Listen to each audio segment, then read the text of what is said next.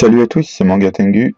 Bienvenue dans cette seconde partie de la vidéo du caractère design du boucher. Dans la première vidéo, on s'est attardé sur la conception des différentes idées du caractère design pour le boucher.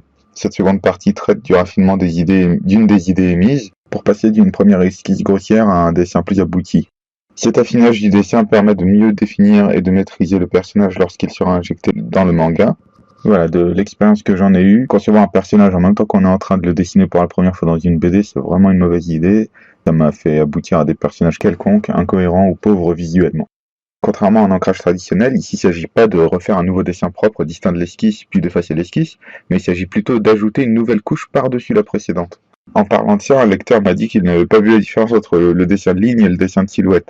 Je vais donc faire un petit enregistrement à part pour montrer la différence. Donc à gauche, vous pouvez voir un dessin de ligne, et à droite, vous pouvez voir une silhouette qui n'est autre qu'une peinture digitale. Le dessin de ligne est d'abord esquissé, puis mis en transparence pour être redessiné proprement sur un calque distinct. La peinture, quant à elle, est écrasée par des nouvelles couches qui l'affinent continuellement. Les valeurs du dessin de ligne sont faites à base de hachures, alors que pour la peinture, ce sont des changements de valeurs qui donnent la volumétrie. Dans le cadre de notre vidéo, vous voyez le compteur de temps qui commence à 2h18, et là il est à 2h50 quelque chose. Les 2 premières heures, en fait, je les ai passées à faire du boudin, donc le dessin était vachement nul, et j'ai décidé de recommencer. Alors c'est toujours frustrant de jeter un travail à la poubelle pour recommencer, surtout quand ça fait plusieurs heures qu'on est dessus, mais il faut pas se laisser affecter outre mesure. Recommencer, c'est la première chose qu'on apprend à faire en tant que dessinateur, donc c'est pas un drame, c'est même plutôt ce qui forge l'expérience d'un dessinateur. J'ai continué encore quelque chose comme 4 heures à essayer d'obtenir un résultat, mais j'arrivais toujours pas à me sentir à l'aise en mode peinture, puisque mon truc à la base, moi, c'est le dessin, vraiment, c'est de la ligne. Donc pour le chronomètre, il redémarre à chaque fois que je coupe l'enregistrement, etc. Donc faites pas trop attention. La méthode qui m'a réussi au final, c'est d'abord définir les valeurs des volumes principaux, puis secondaires, puis ensuite de rajouter les détails, les textures, etc. En gros, c'est de commencer gros, dégrossir, dégrossir, dégrossir. Sinon, je fais des choses incohérentes volumétriquement parlant. Par contre, j'ai eu du mal avec le pinceau.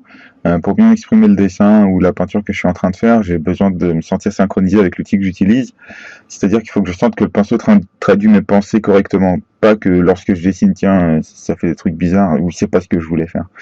Il faut donc trouver le réglage qui convient. Et moi, ce qui m'a convenu, c'est d'avoir une taille et une opacité du pinceau qui soient définies par la pression du stylet. C'est-à-dire que ça dépend de combien j'appuie sur le stylet de la tablette.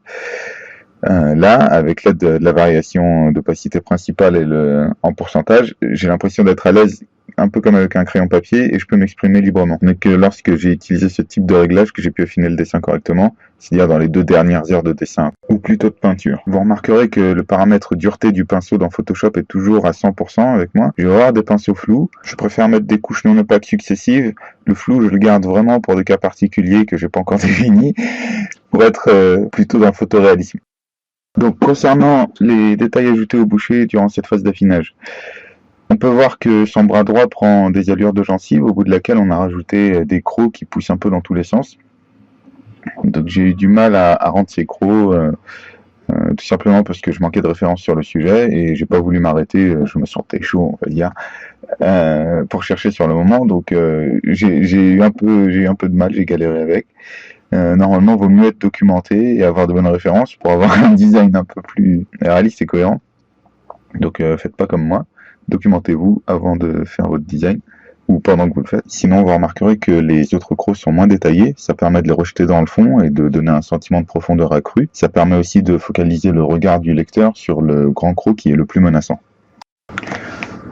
Il y a une transition entre le ventre du boucher et le bas de son corps. Dans un univers plein de mutants dont les corps sont sujets à de telles transitions, il faut savoir gérer graphiquement de sorte à ce que ce soit crédible et intéressant. J'ai horreur de ces transitions qui se font par un simple changement de couleur de la chair, comme si c'était la même chose mais qu'on avait repeint par-dessus. Donc ici on parle vraiment de tissus totalement différents les uns des autres. Il faut voir comment ça se combine, tout comme les dents s'incrustent dans les gencives. On voit qu'il y a un changement de matériaux, on voit qu'il y a un changement de texture, il y a un jeu, enfin on voit la jointure vraiment, on voit comment ça s'ancre à l'intérieur. Vu qu'on dessine des créatures de science-fiction, il faut pas qu'il y ait besoin d'un manuel pour les expliquer chacune. Il faut que visuellement, quand on regarde les transitions entre les différentes parties du décor, etc., qu'on comprenne intuitivement ce que c'est. Pour en revenir à la transition entre le ventre du boucher et la partie basse, vous savez, si vous avez regardé la vidéo précédente, que le boucher est censé être incrusté à la tête de ce corps d'araignée. Donc à la base, la partie noire qui monte un peu de manière rocheuse autour de son ventre couvre sa chair en l'étreignant. Cependant, le ventre du boucher est gras et de toute évidence écrasé par l'emprise du corps inférieur, il ressent un peu comme un ballon de baudruche qu'on presserait. Du coup, le ventre et la partie basse se superposent l'un l'autre. La dernière étape sera pour moi d'affiner la liaison avec le flagelle. Ici, il est question d'exprimer un élément qui a poussé en étirant violemment le membre d'origine, c'est-à-dire sur le bras gauche. Les reliefs créés partent tous dans le même sens, ça permet d'exprimer un certain dynamisme et une grande nervosité.